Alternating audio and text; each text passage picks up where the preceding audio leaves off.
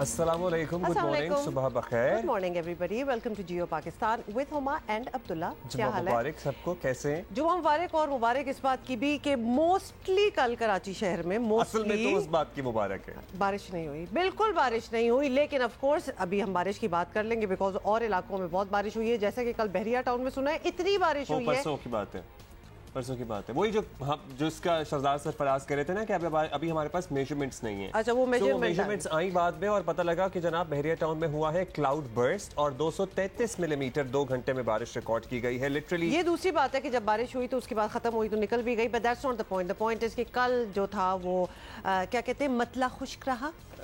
मतलब अब्र आलूद ही था बस। नहीं, अब्र आलूद नहीं था, खुश्क नहीं होता, बस थोड़ा सा अब्र, बात धूप तो नहीं थी ना, बस अब्र आलूद ही था। उसके बाद बारिश नहीं हुई। लेकिन ये ऑल्दो मुख्तलिफ इलाकों के मनाजिर हैं जहाँ पर अभी तक तो पानी खड़ा हुआ है। साथ ही ये सखर के विजुअल्स भी आप देख रहे हैं जहाँ बारिश हुई है। आपको सखर के कुछ विजुअल्स दिखा रहे हैं और जहाँ बारिश हुई भी है। और आपको पता है कि बलूचिस्तान में भी एक न्यू स्पेल ऑफ बारिश हुआ। तो बारिश होती रही है। जब हम आपको अपडेट स्टार्ट करते हैं तो naturally we are sitting in Karachi, तो कराची से स्टार्ट करते हैं जिसका हमने ये बता दिया कि कल कुछ नहीं हुआ था। So that was a bit of A relief. अच्छा जी, हमने क्विकली आपको ये रिमाइंडर देना है कि बारिश के बाद ना यूजुअली लोग एहतियात नहीं करते हैं। आपके जो पॉट्स होते हैं, गमले होते हैं, कोई प्याला बाहर आपने सहन में, टेरेस में, गैराज में, लॉन में कहीं रखा होता है, उसमें पानी भर जाता है और पानी पड़ा रहता है।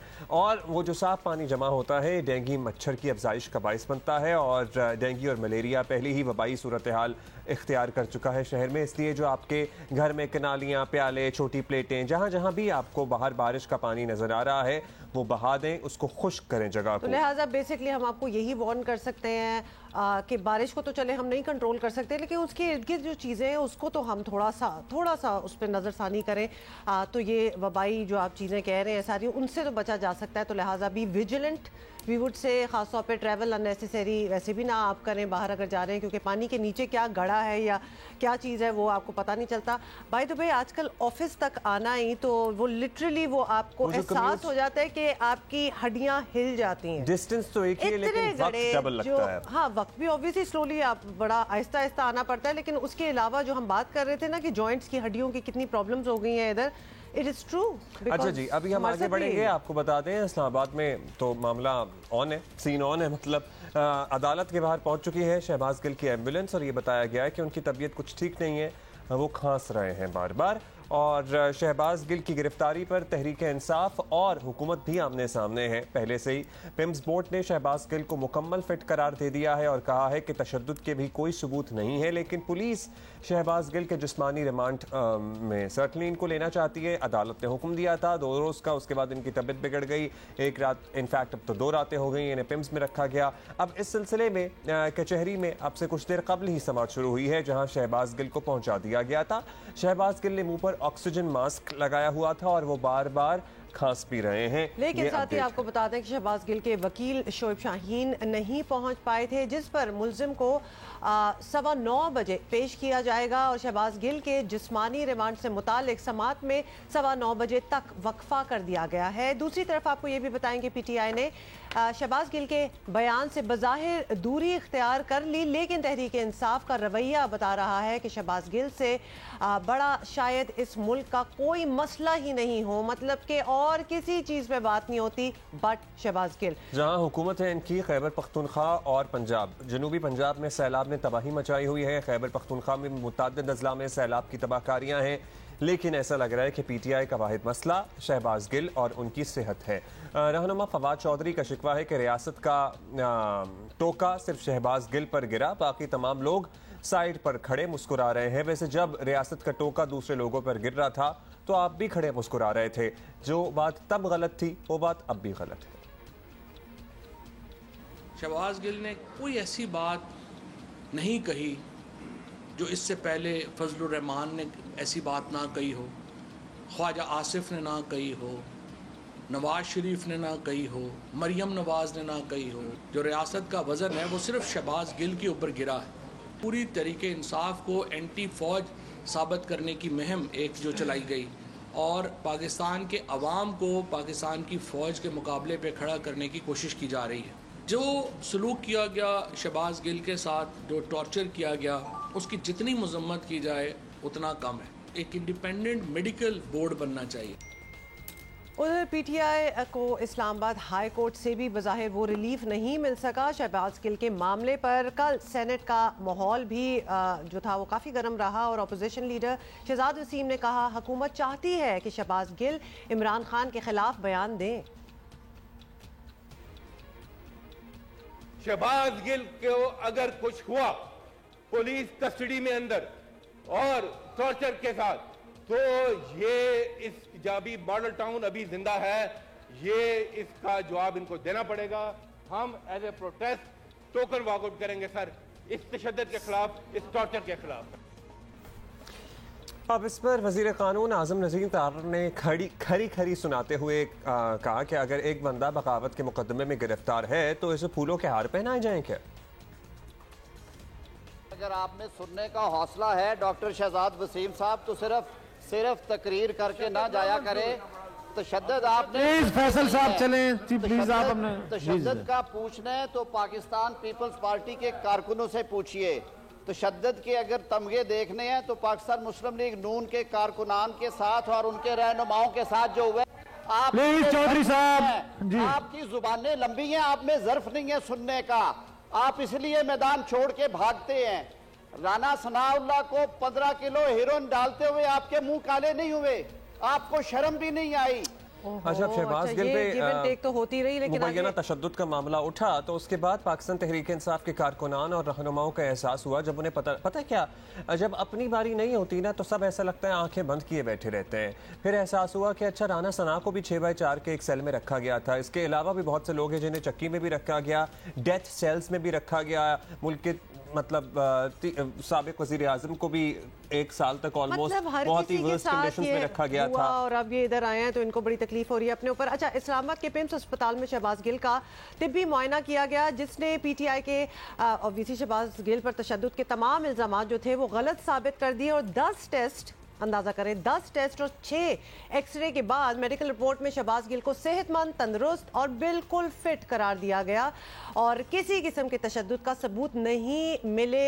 आपको ये भी बताएं कि कोरोना टेस्ट भी उनका मनफी आया। शहबाज गिल किसी भी वक्त अस्पताल से डिस्चार्ज हो सकते हैं। इस्लामाबाद पुलिस अब तक शहबाज गिल को अस्पताल से थाने मुंतकिल करने का फैसला ना कर सकी। पुलिस चाहती है कि शहबाज गिल को आज कचहरी बख्शी जो है खाने मुंतकिल करके अदालत में पेश किया जाए। शहबाज गिल को इनकी एम्बुलेंस पहुंच गई ऑलरेडी अदालत के बाहर। बस चलो, ये भी हो गया। तो ये सारा है, लिहाजा ये सारी चीजें हैं। मजीद जिस्मानी रिमांड की इस्तदा की जाएगी। अदालती हुक्म पर कल वकला के 8 रुकनी वफ़द ने शहबाज गिल से पिम्स में मुलाकात भी की। दूसरी तरफ इमरान खान ने दोबारा से न्यूट्रल्स को दावत दी और ये नहीं कहा कि जनाब इस्टेब्लिशमेंट या फौज का कोई किरदार नहीं होना चाहिए मुल्क की जमहूरी सियासी मामलात में, लेकिन इमरान खान अपने उसी रवैये पर गामजन हैं, बज़िद हैं कि न्यूट्रल्स सबको छोड़ के उनकी मदद करें। इमरान खान ने न्यूट्रल्स पर नैब के हवाले से नए इल्ज़ाम भी लगाए और साथ ही उन्हें ये पैगाम देते हुए कहा कि अब भी वक्त है अपनी पॉलिसियों पर नज़रसानी कर लें। मैं हमेशा समझता रहा कि जो हमारी इस्टेब्लिशमेंट है उसको ज्यादा मुल्क की फिक्र होगी। वो जब देखते हैं चोरी तो वो इसके ऊपर एक्ट करेंगे, क्योंकि मुझे थ्रू आउट जब मैं ये स्ट्रगल कर रहा था तो मुझे इस्टेब्लिशमेंट की तरफ से कई दफ़ा मुझे ISI ने मुझे बताते थे इनकी चोरी के, ये जी फलाने इन्होंने इतनी चोरी की। ये भी जो दौर था इनका 2008 से लेके, और जब मैं फिर प्राइम मिनिस्टर बना तो सारे केसेस सबको पता था कि इनके केसेस कौन से हैं, और बदकिस्मती से जो नैब थी वो हमारे कंट्रोल में नहीं थी। तो मुझे तब भी समझना है कि केसेस सारे मैच्योर हैं, क्यों नहीं पकड़े जा रहे हैं। तो बाद में पता चला किसी का शफकत का हाथ था, वो कभी एक्सीलरेटर दबा देते थे फिर कभी वापस आ जाता था। लेकिन मैं ये सवाल पूछता हूं एस्टेब्लिशमेंट से कि आपने इन लोगों को कैसे हमारे मुल्क के ऊपर मुसल्लत होने दिया, जबकि आप खुद ही बताते थे कि इनकी कितनी चोरी है। इसका तो ये मतलब कि चोरी आपके लिए बुरी चीज नहीं है। न्यूट्रल से आखिर में ये कहता हूं कि अभी भी वक्त है, अभी भी टाइम है, अपनी पॉलिसीज रिव्यू करें। जनाब, दोबारा से इमरान खान ने ये फरमाइश कर दी कि अपनी पॉलिसियों को रिव्यू करें। मतलब न्यूट्रल्स कहते वो यही हैं कि न्यूट्रल्स इस्टेब्लिशमेंट फ़ौज इनकी मदद करे। ये नहीं कहते कि फ़ौज का आइन में जो किरदार लिखा हुआ है कि सियासत में कोई अमल दखल नहीं होना चाहिए, उस पर अमल पैरा हुआ जाए। अच्छा, साथ ही शहबाज गिल की मेडिकल रिपोर्ट जो है वो भी हमें मिल गई है, वो हम आपको दिखाना चाहते हैं, जिसमें बड़ा क्लियरली लिखा हुआ है board reviewed the available reports और सारी चीज़ें, यानी कोविड नेगेटिव, HRCT चेस्ट जो एसेंशियली अनरिमार्केबल। मतलब आप आगे ज़रा उसकी परफॉर्मेंस देखें और आपको पता चल जाएगा कि ये it's a very normal thing, जिसको जब कुछ नहीं हुआ होता ना तो ये इस किस्म की रिपोर्ट होती है। और साथ ही शहबाज गिल की हम साथ वीडियोस भी देख रहे थे जहाँ एक जगह वो व्हील चेयर पे बैठे हुए, एक जगह स्ट्रेचर पे भी हैं। तो यही कहेंगे कि थोड़ी सी हिम्मत करें, थोड़े से अपने आप को मजबूत करें दिल को, और it's okay, this time shall pass also, because बाकी आपकी रिपोर्ट एसेंशियली मेडिकली आपको कोई प्रॉब्लम नहीं। इतना एक्सटेंसिव आप चेक किया जाता है इन मामलात में। मतलब 2 तो CT स्कैन ही हुए हैं, इसके अलावा मुताबिक ब्लड टेस्ट हुए हैं, फिर इनका ECG हुआ है, फिर कोविड तो चले हुआ ही है, 10 तरह के एक्सरेज भी हुए हैं। सो विदाउट ऑक्सीजन भी चेक किया गया है, फिर नॉर्मल है इनकी ब्रीदिंग। एंजाइटी की वजह से कुछ इश्यूज हैं, लेकिन अदरवाइज सारा कुछ ठीक ही है। एक्सरे शोल्डर्स भी हुए हैं, पेल्विस एंड हिप बोन के जॉइंट्स के एक्सरे भी हुए हैं, चेस्ट CT हुआ है, गर्दन का CT तक हुआ है। So everything तो जिंदगी में किसी के टेस्ट वगैरह जब आप अपना एनुअल मेडिकल चेकअप भी कराने जाते हैं तो इतनी डिटेल्ड नहीं होता। तो यहाँ तो मतलब कि तिया पांचा एक एक करके इन्होंने देख लिया कि कुछ हुआ है कि नहीं हुआ, कुछ नहीं हुआ। So just he should just get up and start walking. मेरा ख्याल है कि थोड़ी सी हिम्मत वैसे भी इंसान को करनी चाहिए। अच्छा जी, ये सारी सूरत हाल है और आई एम श्योर कि इनको एंग्जाइटी और जहनी तनाव की वजह से ये नहीं अच्छा फील कर रहे होंगे, और इस बात में कोई दो राय नहीं है कि टेंशन होती है, डिप्रेशन होती है, एंग्जाइटी होती है, स्ट्रेस होता है। लेकिन वो बयानात भी याद करें ना, जब ये लोगों की बीमारियों का मजाक उड़ाया करते थे टीवी प्रोग्रामों में बैठ के। हम उससे कंपैरिजन ना भी करें तो ये एंग्जाइटी स्ट्रेस की आप बात कर रहे हैं, रात को अगर आप नींद में अंधेरा और कोई जोर की कहीं से आवाज़ आ जाए तो उसमें भी एकदम से दिल तेज़ हो जाता है। कोई ऐसी बात नहीं है, बड़ी नॉर्मल सी चीज़ है। तो जब डॉक्टर्स और माहिरीन जो हैं अपनी अपनी फील्ड के, उन्होंने क्लियर चिट दे दी है, तो क्लियर चिट अब हो गई है। अब क्या अमेरिका लेके जाएं इनको टेस्ट कराने के लिए? और एक डॉक्टर नहीं है, पूरा बोर्ड है जिसके इजलास में ये फैसला किया गया है कि ये ठीक है और इनको अगर ये चाहें तो किसी भी वक्त डिस्चार्ज हो सकते हैं अस्पताल से।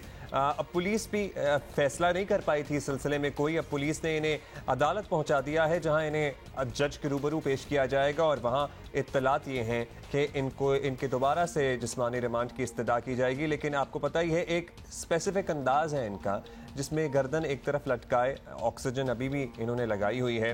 Hopefully he feels better soon. But इनको इस हालत में देखकर अल्लाह ताला इनको जल्द सेहतयाब करे। इनके जो भी इश्यूज हैं सेहतयाब हैं, वही बात है डॉक्टर्स कह रही हैं सेहतयाब है, हिम्मत नहीं कर रहे हैं ना, हो सकता है मेंटल स्ट्रेस की वजह से सांस ना ले रहे अपनी एक ग्रिट होती है, आप जरा थोड़ी सी हिम्मत करते हैं। और यही हमारे बड़े बूढ़े भी हमें कहते हैं तो थोड़ी सी चोट लग जाए, कोई दर्द हो जाए तो फौरन उठा के सर्जरी के लिए नहीं ले जाते, कहते हैं बेटा उठो, ठीक है, अच्छा चल के देखो। चलें ये ठीक है, डॉक्टर्स ने सर्टनली कह दिया ये ठीक है, लेकिन आप उनकी ज़ाहिरी हालत तो देख ही रहे हैं, जिस तरह से वो व्हील चेयर पे बैठे हुए हैं, ऑक्सीजन मास्क उन्हें लगा हुआ है। साथ ही हुमा मैं ये सिर्फ कहना चाह रहा हूँ, अगर आप मुझे बात कंप्लीट करने दें, कि इनकी ये ज़ाहिरी हालत देख के इनकी वो ज़ाहिरी हालत आप याद करें जब ये लोगों के बारे में गलीज़ ट्वीट्स किया करते थे, लोगों की बीमारियों से मुताल्लिक, और टीवी प्रोग्रामों में बैठ के इसी तरह सियासी रहनुमाओं और सियासी कारकुनों की बीमारियों का मजाक उड़ाया करते थे बरमला सबके सामने।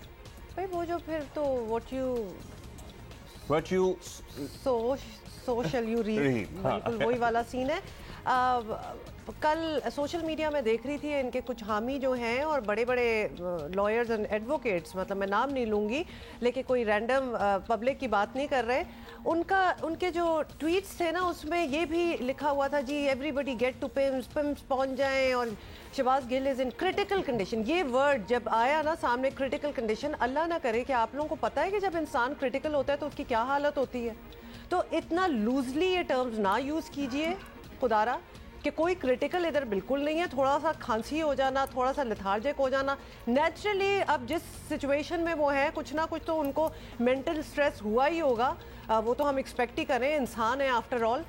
लेकिन क्रिटिकल कह देना कि जी सारे पहुंचो और पता नहीं उसके साथ क्या हो रहा है, स्टॉप दिस।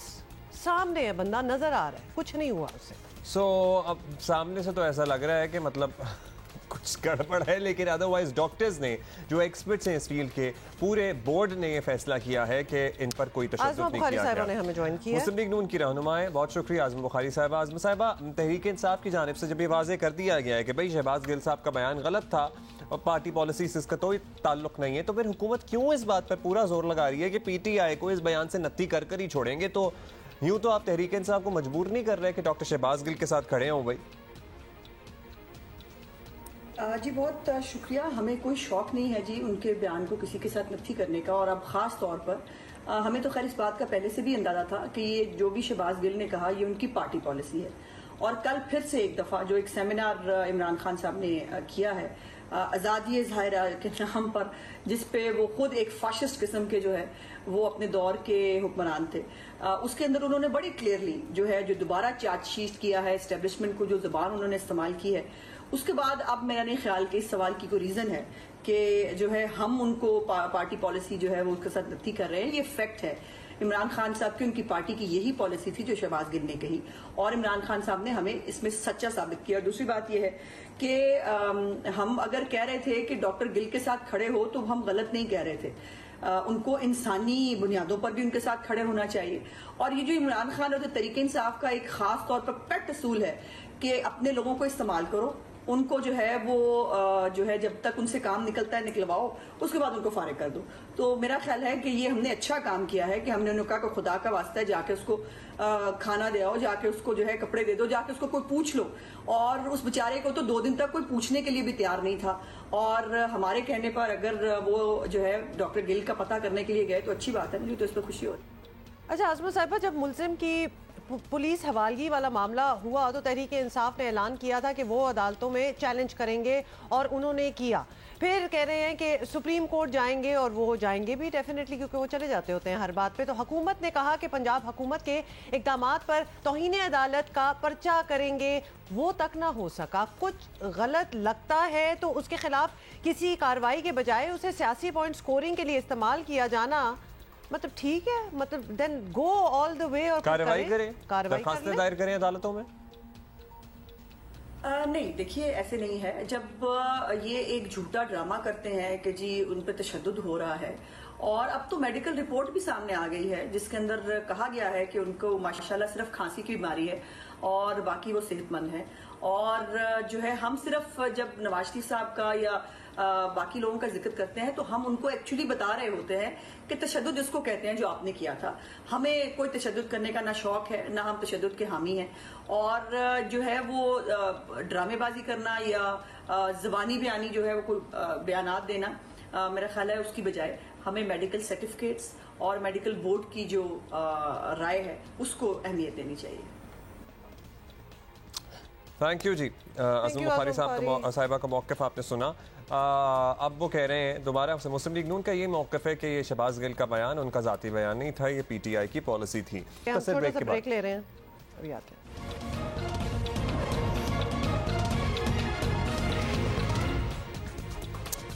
अच्छा, we are going to change things around here क्योंकि बहुत आ गई। और फैसला बाय द वे महफूज हो गया है, वो जैसे ही आएगा वो सुना देंगे हम, सुना देंगे ना। लेकिन अभी हम बात करें कि कोरोना वायरस ने दुनिया के निज़ाम को जैम कर रखा था, और उसके बाद जब बच्चों के एग्ज़ाम हुए ना O और A लेवल्स के, तो वो उनके रिजल्ट बड़ी इंतज़ार था कि कैसे रिजल्ट्स आएंगे। और बाय द वे प्रमोशंस जो उसके बाद हुई है ना अगली क्लासों में, वो एवरेज की बुनियाद पे आ गई है। थोड़ा सा लीवे दिया गया है कि मुश्किल 2 साल गुजरे हैं, हो रहा था, हाँ हो रहा था, लेकिन अब प्रॉपर हुआ है सेशन और रिजल्ट्स आए। और बहुत सारे बच्चों के रिजल्ट तो कल ट्विटर पे आपको पता है वालिदैन यही लगाते रहे, और सारा दिन बच्चों को मुबारकबादों का सिलसिला चलता रहा। आ रहे थे, कुछ के A भी आ रहे थे, मतलब काफ़ी मिक्स जो है वो रहा मामला। अहमद साया हमारे साथ हैं, कैम्ब्रिज डेडिकेटेड अवार्ड विनर हैं, पहले भी हमारे शो पे आ चुके हैं, हमारी बड़ी ज़बरदस्त गप्पे लगी थी। क्या रिजल्ट्स आए हैं इस बार? आप अगर उसको कह सकें कि बहुत ही आला किस्म के हमारे बच्चों ने परफॉर्म किया O लेवल्स A लेवल्स में। हमारे बच्चे हमेशा से अच्छा परफॉर्म करते रहे और इस बार भी उन्होंने बहुत ही अच्छा परफॉर्म किया। एंड सिंस पोस्ट कोविड ये पूरा प्रॉपर एक सेशन कंडक्ट हुआ है, I think इस दफ़ा के results are outstanding considering all the difficulties that students faced, and after sitting for a complete session the results are very good. अच्छा, अब ये बताइएगा, स्टूडेंट्स को वैसे चैलेंजेस थे इस मर्तबा या फिर वो तैयार थे? इतने अजीब से 2-3 साल गुजरे हैं, उसके बाद अब जब फुल सेशन हो ही रहा था तो were there issues that children were facing? Actually ये जो प्रोडक्ट इस दफा जिन्होंने पेपर दिया ना, these were preparing for these exams since past 3 years. तो फिर इनकी तैयारी तो डबल अच्छी हो गई होगी। तो उनके पहले 2 साल जो है ना वो घर पे गुजरे। हाँ। तो बेसिकली ये उनका पहला साल था जो उन्होंने प्रॉपर्ली स्कूल्स में, कॉलेजेस में जाके क्लासेस ली हैं।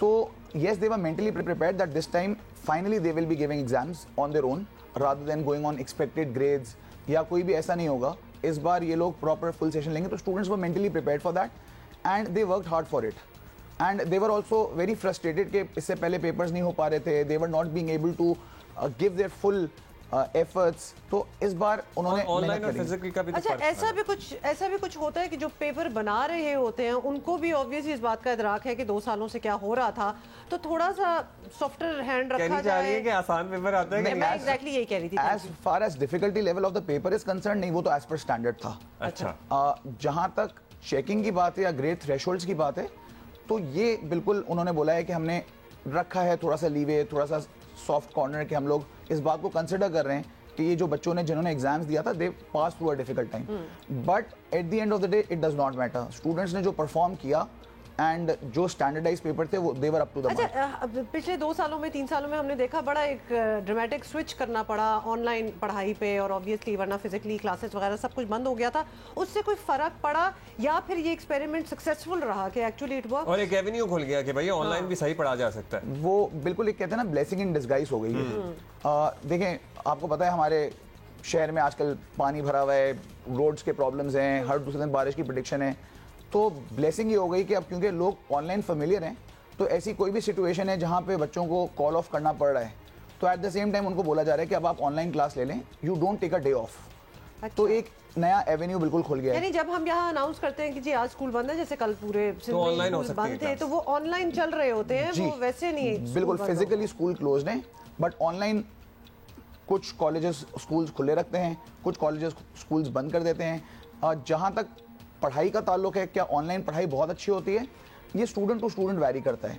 कुछ लोग होते हैं जिनको लगता है हम ऑनलाइन पढ़ाई कर ही नहीं सकते, एंड राइटली सो, और कुछ को लगता है कि हम ऑनलाइन ज़्यादा अच्छी पढ़ाई कर देते हैं क्योंकि हम लोग बिल्कुल वन फोकस्ड होते हैं, and we are studying on our own pace, at our own place, at our own convenience, तो वो उसमें कंफर्टेबल होते हैं। वो स्कूल का एनवायरनमेंट चाहिए होता है, वो माहौल चाहिए होता है, वो जरूरी भी है। मतलब सोशलाइजिंग करना स्कूल में, देखिए जो ग्रूमिंग, जो तरबियत जो स्कूल देता है, वो सिर्फ घर पे बैठ के नहीं हो सकती। बेशक। अच्छा, अहमद साहब ये बताइएगा कि अभी भी क्या ये डिसीजन होता है वालिदैन का, जब उनके बच्चे 7th में जाते हैं, ऑलमोस्ट 6 से ऑनवर्ड ये डिसीजन लेता होना होता है कि भाई इन्हें मैट्रिक कराना है या इन्हें ओ या ए लेवल कराना है। दोस्त जिनकी अफोर्डेबिलिटी के इश्यूज नहीं है, वो भी ज़रा तजब्जुब का शिकार होते हैं कि क्या करें क्या ना करें। तो हमारे ज़माने में तो ज़्यादातर बच्चे मैट्रिक ही करते थे और बहुत एक छोटा चंक होता था जो ओ ए लेवल करता था।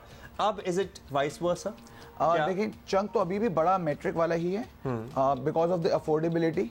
अदर देन दैट, लोगों का रुझान ज़्यादा ओ लेवल्स की तरफ या कैम्ब्रिज सिस्टम की तरफ इसलिए बढ़ गया है कि क्वालिटी और स्टैंडर्ड्स में फ़र्क है। जो सिलेबस है, जो करिकुलम है, कैम्ब्रिज का रेगुलरली अपडेट होता है। अनफॉर्चुनेटली मैट्रिक सिस्टम का बहुत ज़्यादा फ्रीक्वेंटली अपडेट नहीं किया जाता। दुनिया के और भी कुछ सिस्टम है जो पाकिस्तान में क्या नाफिज हुए? जी, पाकिस्तान में डिफरेंट बोर्ड्स फॉलो हो रहे हैं।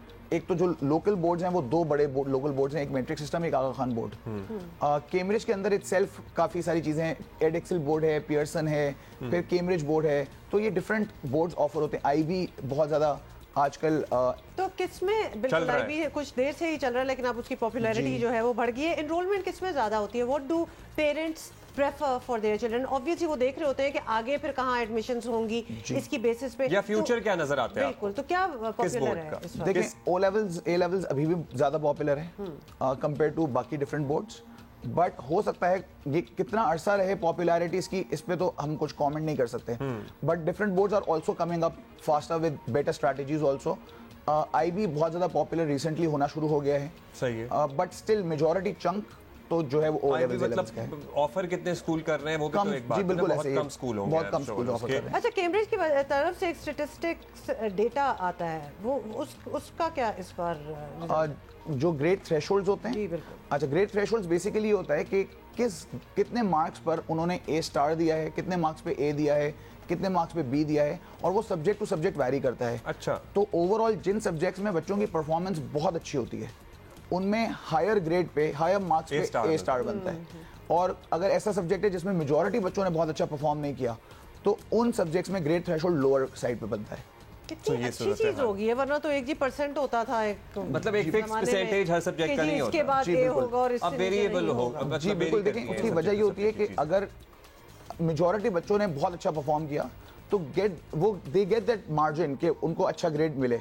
अगर मेजॉरिटी बच्चों ने अच्छा परफॉर्म नहीं किया किसी पर्टिकुलर सब्जेक्ट में, इधर बिकॉज पेपर का डिफिकल्टी बहुत ज्यादा था या उस वक्त हालात ऐसे थे कि बच्चों की प्रिपरेशन बहुत अच्छी नहीं हो सकी।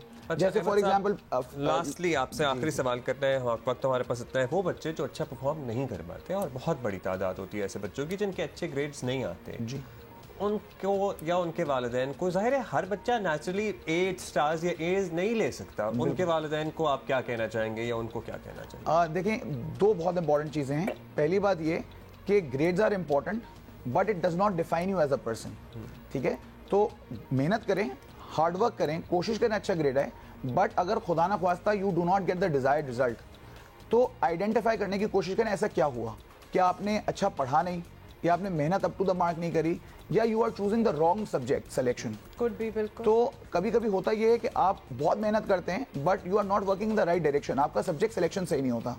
तो स्टूडेंट्स को रियलाइज करना चाहिए कि it is not the end of the world. अच्छा ग्रेड नहीं आया तो find out the opportunities and avenues जिसमें आप वो जा सकते हैं, बिकॉज डेफिनेटली बहुत सारे ऑप्शंस होंगे जिसमें जाया जा सकता है और जिसमें ग्रेड रिक्वायरमेंट्स थोड़ी सी कम होंगी लेकिन वो फील्ड उनके लिए बेस्ट सूटेड फॉर होंगी। ट्रू, बहुत शुक्रिया आपका अहमद साया साहब, मारूफ टीचर है कराची के। Thank you for being with us.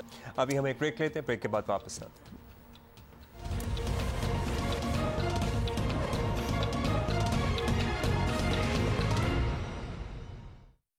Welcome back, and I think we should talk about more important and pressing issues now than what is happening in Islamabad. Balochistan में सैलाब ने जो तबाही मचा रखी है, हम सब इससे वाकिफ हैं।